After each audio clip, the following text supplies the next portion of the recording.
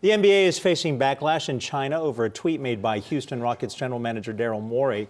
The tweet was made in support of those protests in Hong Kong, and it said, this is a quote, "Fight for freedom, stand with Hong Kong." And then it was quickly deleted by Morey, who later posted another tweet to try and fix the damage.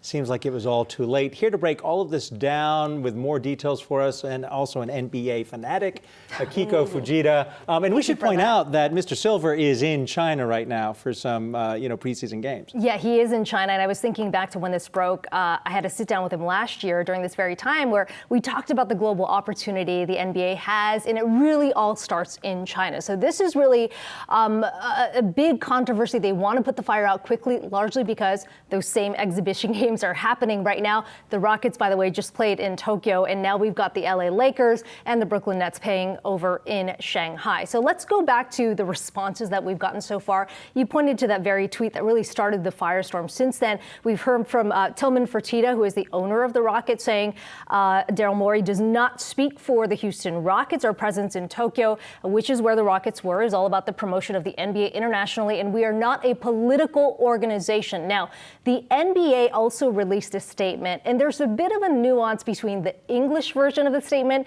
and then the Chinese version of the statement. So the English version says, "We recognize that the views expressed by Houston Rockets general manager Daryl Morey have deeply offended many of our friends and fans in China, which is regrettable." That's just a part of it. In the Chinese version, he says, "We are extremely disappointed by Houston Rockets general manager's inappropriate remarks, which have undoubtedly hurt the feelings of Chinese fans very badly." So it's a very small tweak there, but a little strongly worded. Not so small. In the Chinese version. Now, one more statement to put out here, because we've gotten so many different reactions here. Joe Tsai, who is, of course, the owner of the Brooklyn Nets, of course, the co-founder of Alibaba as well, put out a very lengthy statement on Facebook. And here's a part that I think is really interesting to point out, because this is all about where the Chinese government stands on the Hong Kong issue. He says the problem here is that there are certain topics that are third rail issues in certain countries. He's talking about China here. Supporting a separatist movement in a Chinese territory is one of those third rail issues. So keynote here, he's calling the Hong Kong protests a separatist issue. And then he says the one thing that is terribly misunderstood and often ignored by the Western press is that 1.4 billion Chinese citizens stand united when it comes to the territorial integrity of China. This issue is non-negotiable. And Andy, this is a statement that would come directly from the Communist Party. Yeah. 1.4 billion people, I would argue, based on even people that I know in China, are not all united on this Hong Kong protest issue. But this is Joe Tsai essentially saying, obviously, he sees a business opportunity there, too. There's a lot to chew on in terms of the controversy this has really grown into. Boy, the NBA, first started by Daryl Morey, who it's so surprising because he's a very smart guy and very sophisticated when it comes to China. The Houston Rockets have this long-standing relationship with China, which goes back to Yao Ming.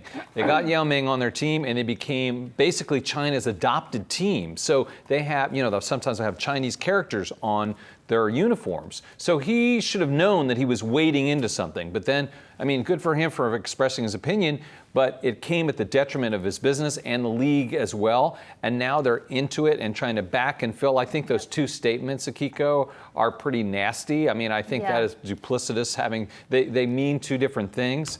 I think Joe Tsai is, really towing the government's line more than I would expect. I think that a lot of people do support the Chinese government, surprising to many Americans when it comes to Hong Kong, but certainly not 1.4 billion. To say they are all united, no, that's I think not is true. a gross it's not exaggeration. True. Right. And here are some numbers, I think, to keep in mind when you think about the Chinese market, because a lot of sports leagues have tried to break through the Chinese market. They just haven't had success. And the NBA, largely because of Yao Ming, has been able to do that. There are 300 million people that play basketball in China. More than double that actually watch the NBA or part of the NBA. And by the way, 178 million followers across Chinese social media channels.